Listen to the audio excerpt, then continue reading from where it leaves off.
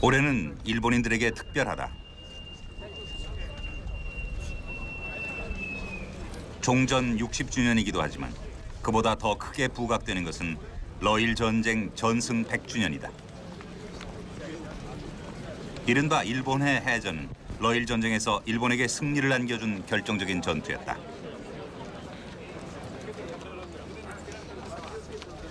전함 미카사는 당시 승전고를 울린 주역이었다. 일본인들이 지금까지 역사 속에서 가장 자랑스럽게 여기는 것 중 하나다. 전함 미카사는 뱃머리에 황실의 국화 문양을 달고 있다. 승리의 영광을 천하에게 돌리고 있는 것이다. ミカサの艦首は、皇居を向かってあります。なぜなんでしょう。いや、やはり崇拝するためでしょうね、天皇をね。で、天皇がいらっしゃる皇居を、頭に、向かって。 1905년 러시아의 해군은 세계 최강이었다.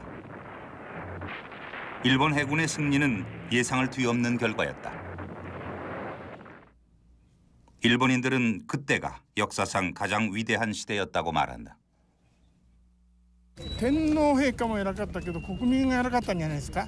今の日本は昔を思い出して挙国一致でやらなきゃいけないじゃないですか。占領下にあったアジアの方々に対する誇りを、植え付けたと。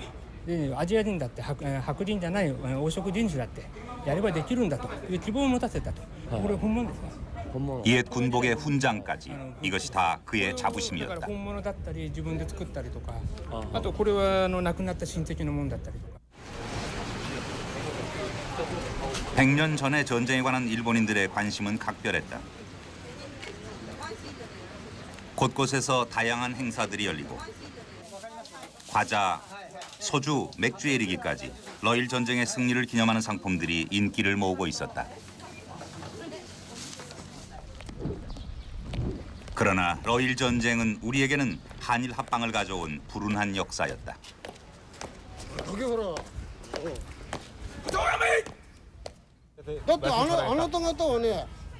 일본인들도 러일 전쟁을 단순히 러시아를 물리친 전쟁으로만 기억하고 있는 것은 아니었다.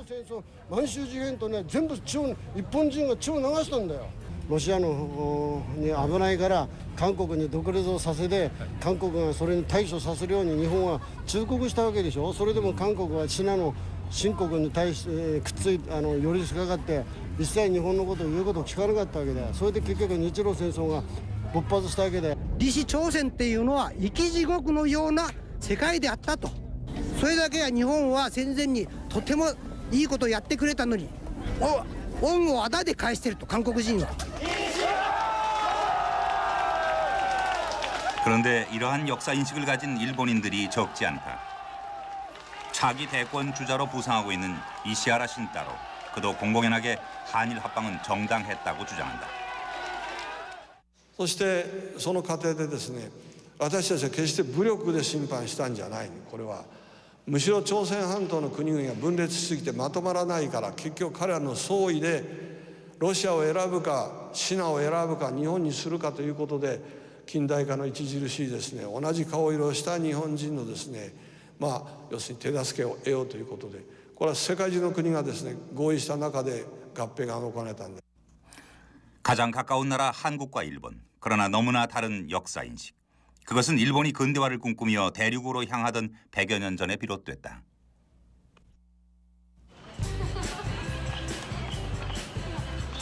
도쿄 시내 하라주쿠 옆 메이지 신궁 외원. 일요일이면 차량이 통제돼 젊은이들과 도쿄 시민들의 쉼터가 되는 곳이다. 이 인근에 122대 메이지 천황을 기리는 기념관, 신사 등이 모여 있기 때문에 흔히 메이지 공원이라고 불린다.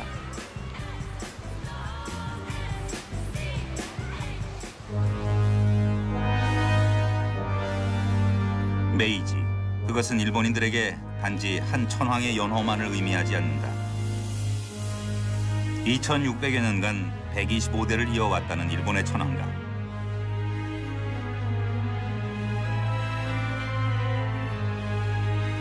메이지 천황은 그들이 말하는 유구한 역사 속에서도 가장 강력한 천황으로 추앙받는 인물이다. 메이지 천황의 치세는 일본이 근대화를 이룬 시기였다. 이때 일본은 헌법을 만들고 천황을 정점으로 하는 입헌군주 국가로 탈바꿈했다. 헌법은 근대화를 위한 것이었지만 동시에 일본을 천황의 나라로 만드는 초석이 됐다. 대일본 제국헌법에 따르면 일본은 만세 일기의 천황이 통치하는 나라이다. 천황은 국가의 원수로 육해군의 통수권을 갖고 있다. 또한 천황은 살아있는 신으로 어느 누구도 거역할 수 없는 신성불가침의 존재라는 것이다.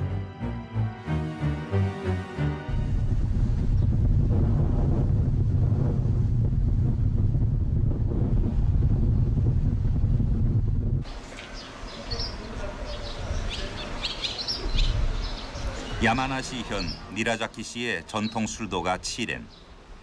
이곳에는 메이지 천황의 신화가 오늘로 이어져 오고 있다. 300년 동안 대대로 빚어온 치렌의 청주는 맛좋기로 정평이 나 있다. 하지만 이들이 치렌을 찾는 이유는 이 술맛 때문만은 아니다. これ一泊です。はい。ですね。明治天皇のご旅行としては 메이지 천황은 여행하실 때 물건을 모두 갖고 다니는 걸 원칙으로 했습니다. 물건을 놓고 가면 악용할 수도 있고 가짜 물건을 진짜라고 주장하는 사람이 생길지도 모르니까요. 여기 남아있는 건 젓가락 2개가 전부입니다. 치렌에 메이지 천황이 다녀간 것은 1880년.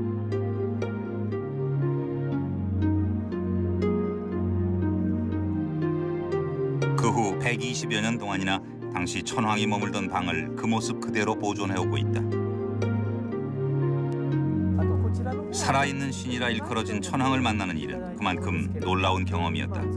천황이 집에 머문 것만으로도 가문에는 두고두고 큰 영예였다. 지역 유지여야 했고 역시 돈이 있어야 했죠. 그리고 집안에 애군이 없어야 했습니다. 가족 중 누군가가 죽었어도 안 되고 죄인이 있어서도 안 되고 천황을 모시려면 여러 가지 조건이 있었는데요. 이 집은 조건이 맞았던 거죠. 더 재미있는 역사는 메이지 천황이 다녀간 뒤에 쓰여졌다. 당시 메이지 천황이 사용했다는 우물. 메이지 천황은 신이셨죠. 그래서 천황이 목욕하신 물을 받아가려고 사람들이 길게 줄을 섰다는군요. 그 물을 바르면 온갖 병이 다 낫고 다친 곳이 금세 아문다고 믿었던 거죠.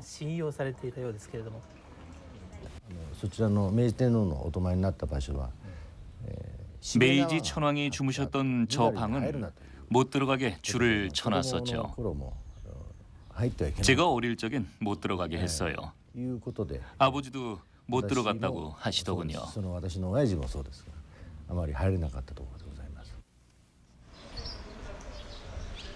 이것은 계획된 결과였다.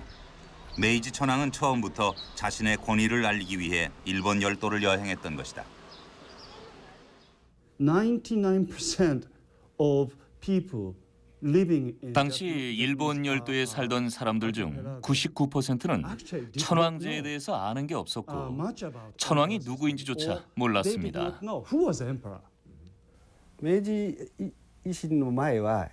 메이지 유신 전에는 에도 시대라고 해서 도쿠가와 가문 일본을 다스렸습니다. 당시 사람들을 직접 지배한 각 지방 영주들은 앞에서 머리를 들 수 없을 정도로 두려운 존재였어요. 하지만 보통 사람들에게 천황은 별 관계가 없는 사람이었습니다. 글자 그대로 구름 위의 존재였으니까요. 메이지 유신이 일어나기 전 천황은 700여 년 동안이나 교토의 황거에 갇혀 있는 존재였다.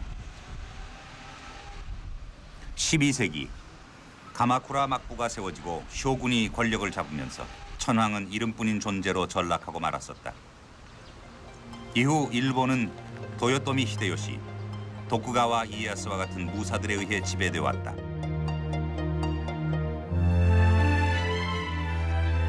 왕권을 되찾은 것은 16살의 무스히토 메이지 천황이었다. 1867년 도쿠가와 막부의 개항 정책에 반기를 든 하급 무사들이 막부를 무너뜨리고 정권을 황실에 바쳤다. 왕정 복고였다. 122대 천황으로 등극한 무스히토는 메이지 유신을 단행하고 수도를 도쿄로 옮긴다. 700여 년 만에 다시 천황이 역사의 전면에 등장하게 된 것이다.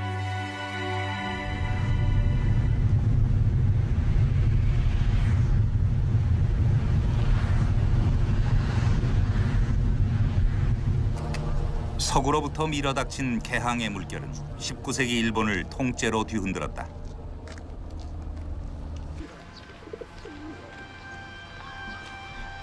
굳게 닫혀있던 일본의 빗장을 연 것은 미국이었다. 1853년 우라가 앞바다에는 4척의 검은 증기선이 나타났다. 산더미 같은 큰 모습에 검은 연기를 세차게 품어댔다는 이 흑선들은 미군 동인도 함대 페리 제독이 이끄는 군함들이었다. 그들은 개항이 아니면 전쟁을 원했다.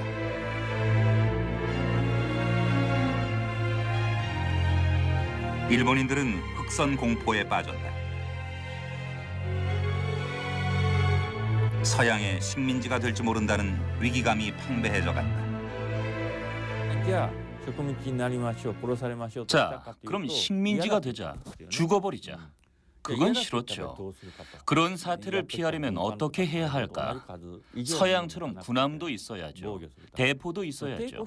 방어하기 위해서는 저항해야 하니까요. 그러려면 여러 가지가 필요했겠지만 일단 미국이나 영국 같은 근대 국가를 만들고 봐야겠다고 생각한 거죠. 1871년 메이지 신정부는 50여 명의 대규모 사절단을 구미로 파견한다. 이와쿠라 사절단. 이들은 2년여 동안 유럽과 미국 등을 시찰하고 오게 된다. 이와쿠라 사절단의 서양 견문은 그 후 일본 사회의 서구화를 촉발한다. 서구식 의회 제도를 비롯해서 다양한 제도와 문물이 유입됐다. 일본은 무엇보다 서구 열강의 일원이 되고자 했다.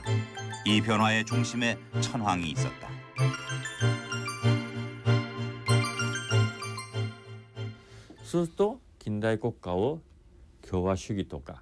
서양 같은 공화국이나 민주주의 국가를 만드는 건 곤란했습니다. 하지만 근대 국가를 만들지 않으면 식민지가 되니까 뭔가 나라의 중심을 세우지 않으면 안 됐습니다. 도쿠가와 장군은 아니다. 그럼 누가 있을까?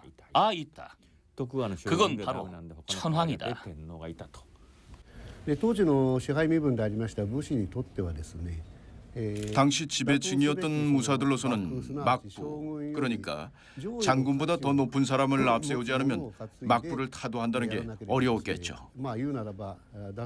당시 장군보다 더 높은 사람은 천황밖에 없었기 때문에 천황을 앞세웠던 거죠. 천황을 중심으로 하는 국가의 기틀을 구상한 것은 이토 히로부미였다.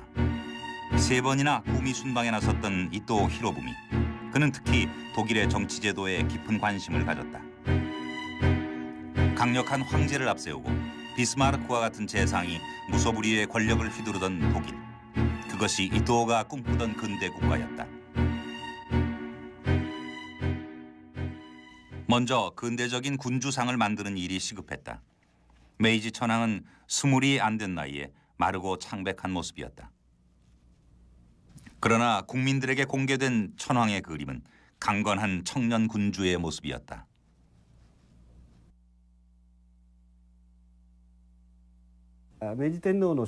메이지 천황의 초상화는 이탈리아의 화가 기오소네라는 사람이 그렸다고 하는데요. 당시는 사진이 널리 보급되지 않았을 때라서 얼굴이 똑같이 찍혀 나온다는 것이 놀랄 일이었죠. 그래서 메이지 천황은 사진 찍기를 싫어했던 것 같습니다. 기요소네는 연회 때 몰래 구석에 숨어서 사진을 찍고 그걸 참고해서 그림을 만들었던 것 같습니다.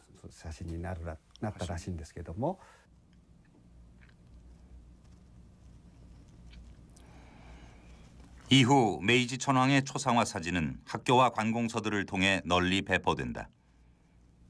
이런 초상화들은 천황의 진짜 모습이라 하여 어진영이라 불렀다. 사진은 곧 천황이었으며 그 무엇보다 신성하게 취급됐다. イメージとしての天皇像を出していく。 천황제를 만든 뒤에는 천황의 이미지를 만들어야 했습니다. 절대자의 이미지로 부장된 천황을 앞세워서 합법적으로 권력을 휘두른 세력이 있었던 거죠. 천황을 잡는 사람이 권력을 잡는 거죠. 구슬을 누가 갖고 있느냐라는 말을 쓰기도 하는데요. 천황이 도구라는 얘기입니다. 적나라하죠. 토막파는 실제로 천황을 이용했습니다.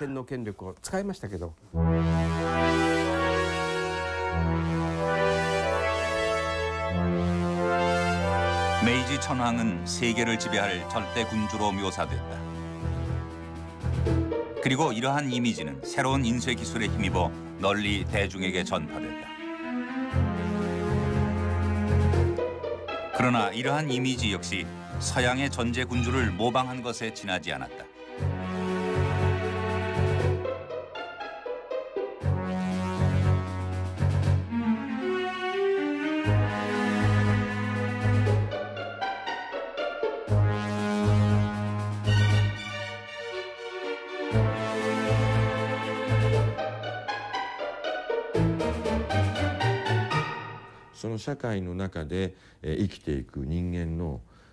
사회 제도뿐 아니라 거기서 살아가는 사람들의 일상생활, 습관, 음식, 옷, 두발 등 모든 걸 서구 열강과 똑같이 바꿔나간다는 노선이었습니다. 이건 분명히 자기를 억누르면서 자기를 잃어버리면서 뭔가 다른 걸로 변해간다는 아주 이상한 과정이었습니다. 極めて異様なプロセスなわけです。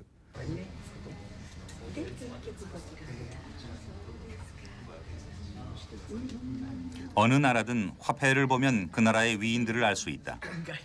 일본 지폐에 가장 빈번히 등장하는 인물들은 바로 메이지 유신의 주역들이다. 한때 1000엔짜리 지폐를 장식했던 얼굴은 이토 히로부미.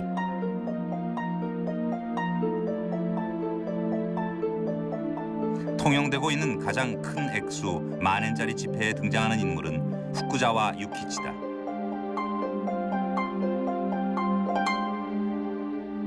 일본 게이오 대학의 창립자 후쿠자와 유키치.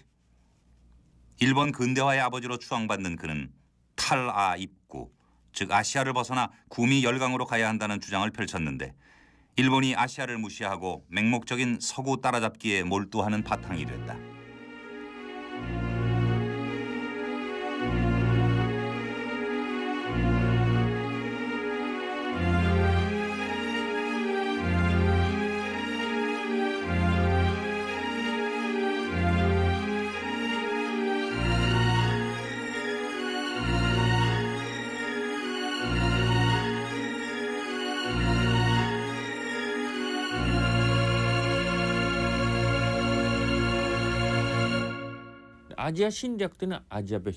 아시아 침략은 이웃 나라를 멸시하는 천황제 이데올로기에서 비롯된 것입니다. 일본과 조선은 오랜 세월 각자 잘 지내왔는데 이제는 거기에 가서 자원을 빼앗아 오지 않으면 안 된다. 반항하면 죽여도 된다고까지 생각하게 된 거죠. 자기에게 필요한 상대를 더 심하게 멸시하게 되죠. 그래서 중국 사람보다 조선 사람을 더 강하게 멸시하는 거죠. 조선은 모든 것의 입구니까요. 지형도 그렇고 자원도 풍부하고 교육도 잘 돼 있으니까요. 이런 메이지의 이데올로기는 천황을 통해 일본인들의 내면으로 파고든다. 다양한 방법이 동원됐는데 4년여에 걸쳤던 메이지 천황의 전국 순행도 그중 하나였다. 1890년에는 교육에 관한 칙어를 반포한다. 황실의 문양을 아로새겨 전국 3만여 소학교에 배포한 교육 칙어는 천황에 대한 충성의 서약이었다. この中で一番大事なところは 교육 칙어의 내용 중에 가장 중요한 부분은 국가가 위급할 때 모든 것을 바쳐 국가에 충성을 다하라고 하는 것입니다. 비가 오나 눈이 오나 지진이 일어났더라도 황실의 운명을 먼저 도우라고 세뇌시키는 것입니다. すべし、不欲というのは助けるという。鎮護には高祖国を始むること公園に徳を立つること信仰なり我が神明欲中に欲行に奥長心を一にしてその美をなせればと同じその口調は日本中で同じであったと、そういうわけで我々はいわゆる心で本音はどうか知らんけれどもここから一歩も外れることができない国民ができちゃいましたね。 1940년대 초등학교 수신 교과서. 책머리에서 배우는 학습 내용은 천황폐하 만세. 몇 장을 더 넘겨도 크게 달라지지 않는다.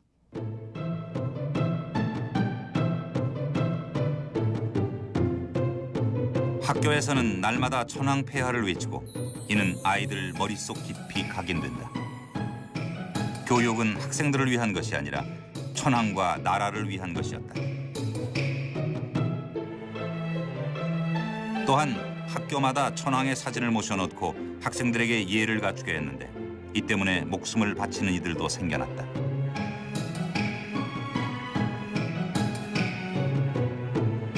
나가노 현의 난조 소학교 나카지마 교장. 학교에 화재가 발생하자 천황의 어진영을 구하려다가 숨을 거뒀다.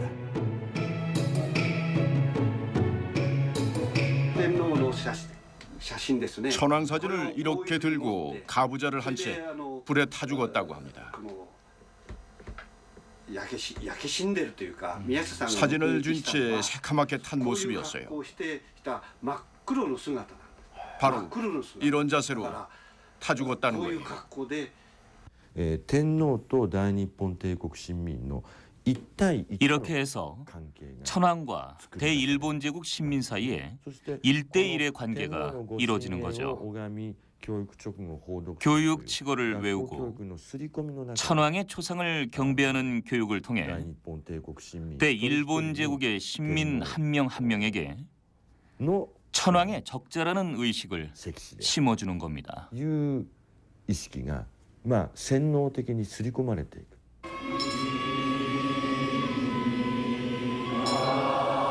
기미가요가 일본의 국가로 불려지기 시작한 것도 메이지 시대부터였다.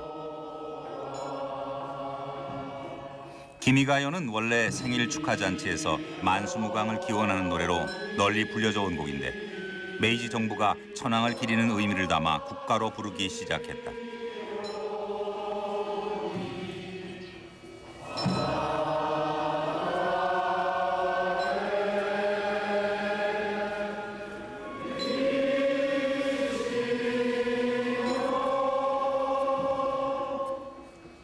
(1893년에는) 전국의 소학교에 이 기미가요의 악보를 보내고 각종 의식 때마다 국가로 부를 것을 공표했다.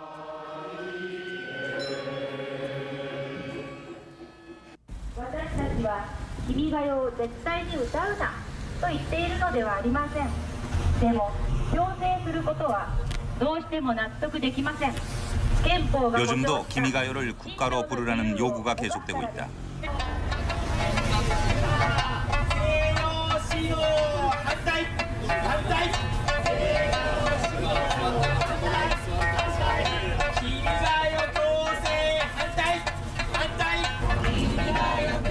지난 99년 국기국가법이 통과되면서 기미가요에 대한 강제는 더욱 강도가 높아졌다.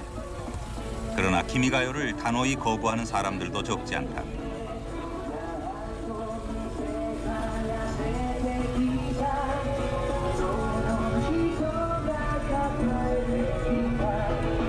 이들은 천황을 기리는 노래를 국가로 부를 수 없다고 한다. 君が代なんて歌はね、僕ら戦中派もね、あれは大きな声で歌えなんていう指導は戦争中ですらやられなかった。それをね今あんなことをやるっていうのはね。 일본 혼슈 미에현에 위치한 이세 신부. 거대한 숲에 둘러싸인 이곳은 흔히 일본인의 정신적 고향이라고 일컬어진다. 신사로 향하는 첫 번째 의례. 입구에서 모두 손과 입을 정갈하게 닦고 신사로 들어서는 것이다.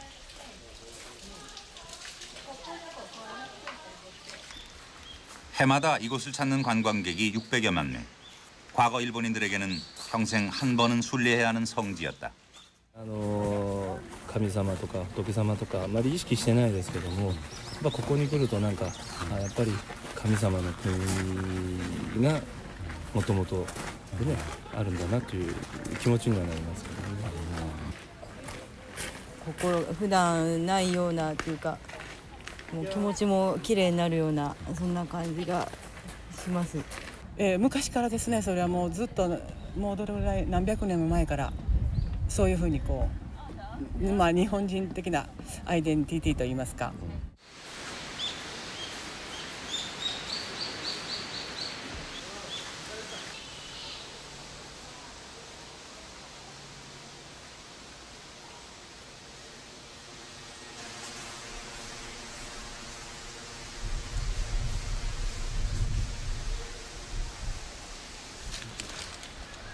오래된 고목 사이.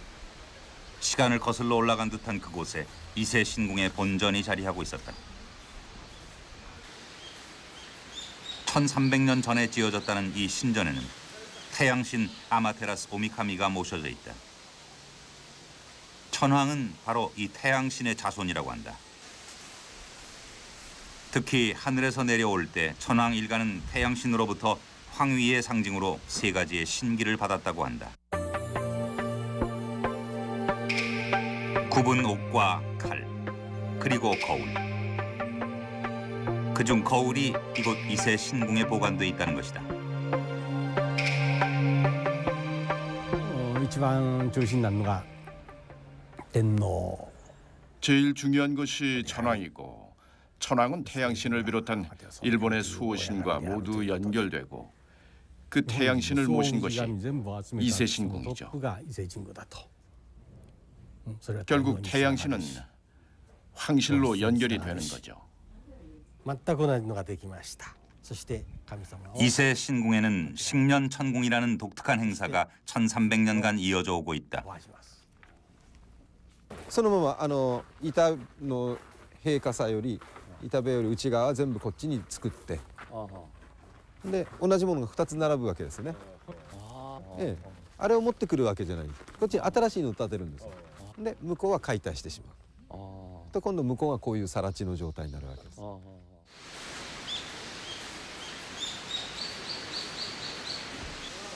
20년에 한 번씩 치르는 식년천궁은 태양신이 머무는 이세 신궁의 본전을 늘 새롭게 유지하려는 의례다.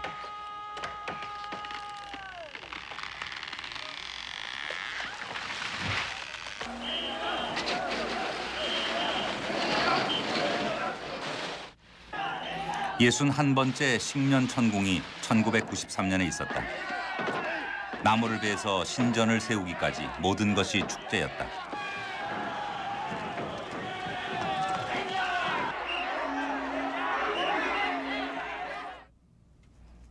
신전은 완벽하게 새 것으로 재현된다. 식년천궁은 영원불변의 신화를 이어가고 있는 또 하나의 제의였다. 식년천궁이 있을 때면 천황도 이세 신궁으로 참배를 온다. 125대 아키히토 현 천황. 오랜 전통으로 알려져 있지만 이 또한 메이지 유신 이후 새롭게 만들어진 전통이다. 이세 신궁을 이렇게 성스럽게 만든 것은 메이지 시대부터입니다. 천황이 직접 이세 신궁을 참배한 것도 메이지 시대입니다. 그 전까지는 안 그랬어요. 아무리 조정이 모시는 신사라도 천황 자신이 참배하러 가는 것은 메이지 이전에는 없던 일입니다.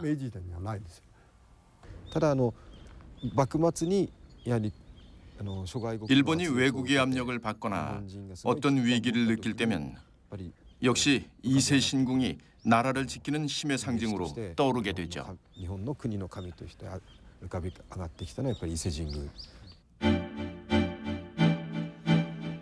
메이지 천황은 첫 번째 순행지로 이세 신궁을 찾았다. 당시 일본인들은 천황의 존재는 잊고 있었지만 태양신에 대한 신앙심만은 열렬했다. 황실은 천황이 태양신의 자손이라는 신화를 널리 알리고 이세를 신사 중 최고인 신궁으로 격상시킨다. 이세 신궁을 중심으로 신사를 정비하고 국가 신도 체제를 만들어간다.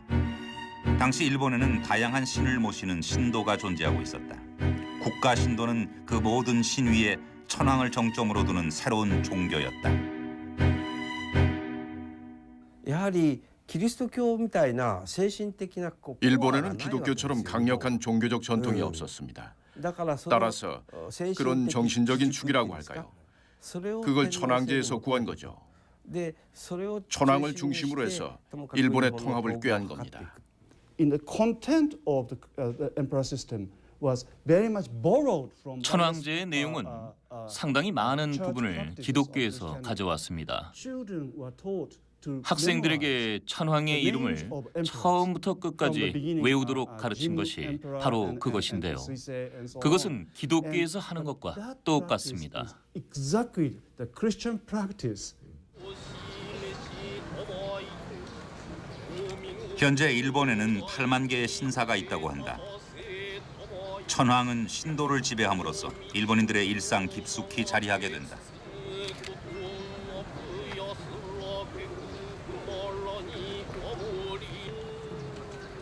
오늘 모신 신은 도고 헤이하치로. 러일 전쟁을 승리로 이끌었던 도고 해군 제독이다.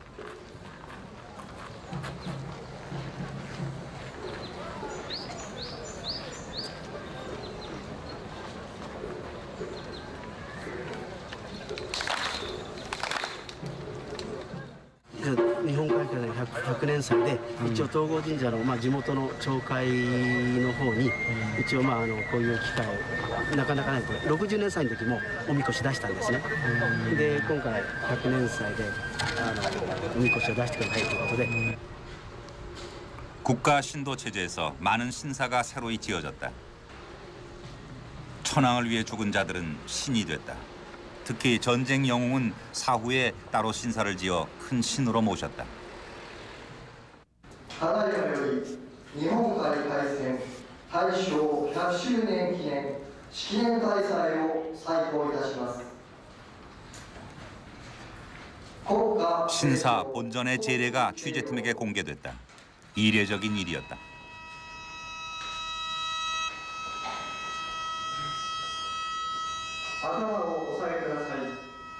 낯선 이들은 또 있다.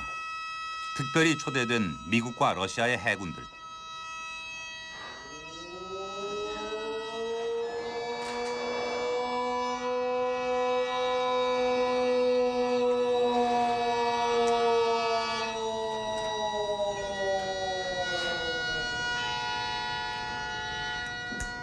이날은 러일 전승 100주년 기념일로 도고 제독을 비롯해 전쟁에서 쓰러져간 모든 영령들을 위한 제사가 치러졌다. 500명가량의 일본인들도 찾아와 자리를 함께했다.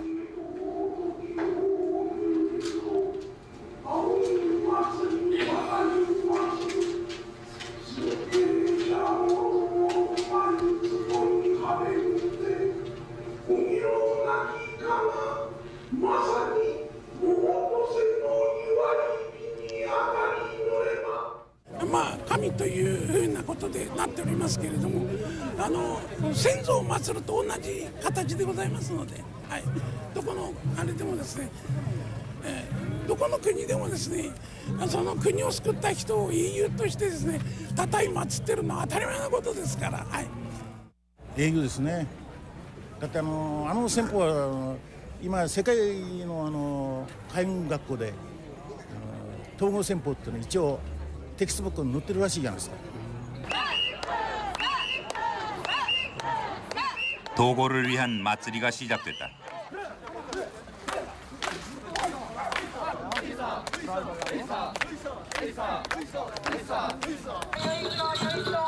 러일 전쟁은 20세기 세계사의 명운을 가른 결정적인 사건이었다.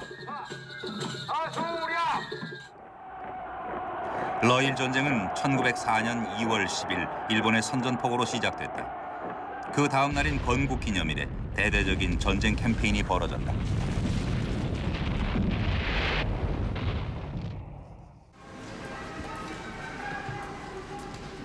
전쟁은 일본이 먼저 시작했지만 전력 면에서는 러시아군이 단연 앞서고 있었다. 격전에 격전이 이어졌다. 승리를 거둔 여순 전투에서도 6만 명이 전사. 전투 중 죽은 이들도 많았지만 낯선 환경 속에 병사하는 이들도 많았다. 요즘 널리 먹고 있는 정로화는 바로 러시아 정벌에 나선 병사들을 위해 만든 약이었다. ロシアに行くと、つまりその当時戦地ではですね衛生状態も良くなかったわけですから生水を飲んだりそして粗悪な食べ物を食べたりしてお腹を壊してしまうとそういう時にクレオソートと申します非常にですね解毒作用の強いものを使ったこの薬をですね作りまして当時のロシアに行くにはこのセイロガンを飲めばお腹も壊さず体調万全でいけるだろうということでこのセイロガン 무수한 희생을 치르면서도 일본이 전쟁을 해야 했던 이유는 바로 한반도. 메이지 천황과 근대화 주도 세력들에게 한반도 지배는 오랜 수건이었다. 그들은 식민지 경영을 통해 서구 열강의 대열에 들어서고 싶었다.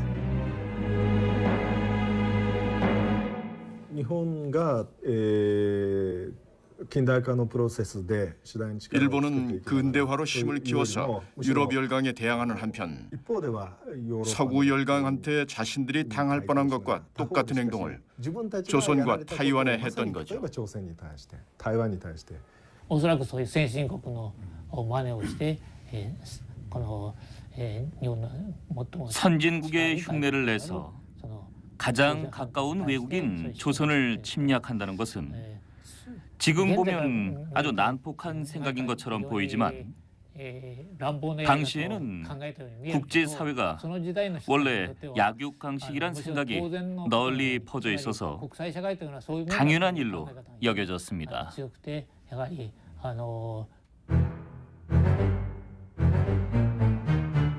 전세는 일본에게 유리하게 흘러갔다.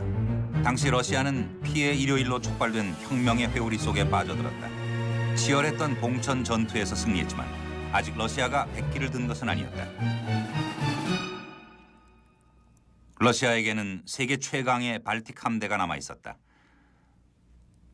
도고 제독에게 전쟁의 종지부를 찍으라는 명령이 내려졌다.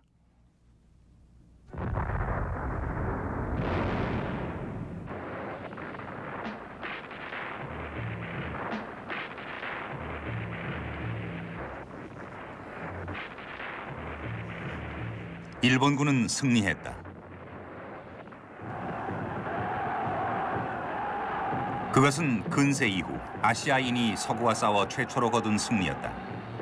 이후 미국, 영국 등 구미 선진국들은 일본을 제국주의 열강의 일원으로 받아들인다. 그리고 그들만의 합의하에 한반도는 전리품이 되어 일본의 손에 넘겨진다. 비극은 거기서 끝나지 않았다. 일본의 식민지 야욕은 한반도를 넘어 중국, 사할린, 동남아시아로 커져갔다. 침략은 침략을 낳았다. 결국 팽창할 대로 팽창한 제국주의는 2천만 명이 넘는 인명을 앗아간 태평양 전쟁의 비극으로 확대된다. 천황제 자체가 이미 자민족 중심주의입니다.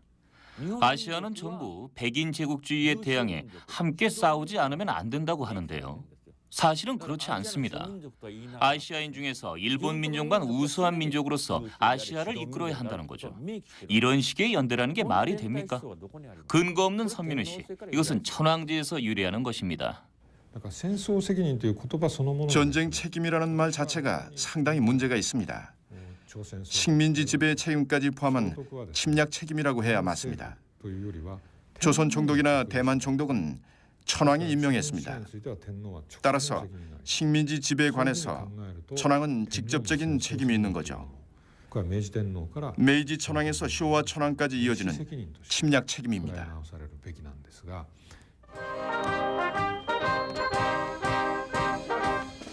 5월 27일 전함 미카사에서 이른바 일본해 해전 100주년 기념식이 열렸다. 정관계 유명 인사들도 속속 모여들었다. 나카소네 야스히로 전 수상.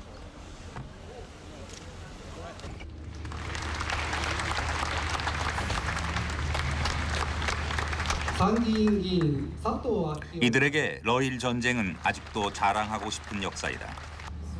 러시아, 미국 군 관계자들도 초대됐다. In the ensuing battle, Admiral Togo set out a course of events that not only resulted in a decisive naval victory and brought about the end of hostilities, but also changed the way the Western powers thought about Japan. The Japanese Imperial Navy fought brilliantly that day. Today, Japan and the United States, as allies, are working together to meet the security challenges of a new world.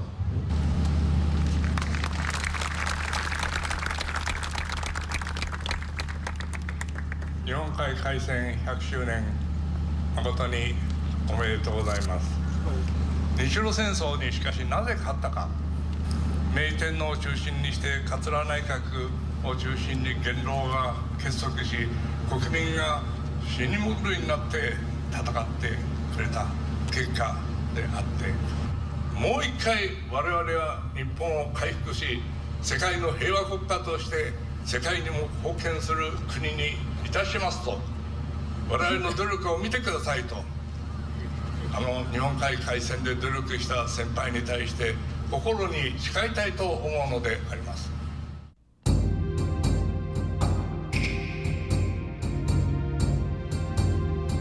100여 년 전 천황의 이름으로 서구와의 기치를 내걸던 일본. 그들은 지금도 100년 전의 승리를 기억하며 60년 전의 전쟁 책임은 묻어두려 한다. 일본과 동아시아, 그 엄청난 역사 인식의 차이는 결국 천황제의 뿌리를 두고 있는 게 아니다.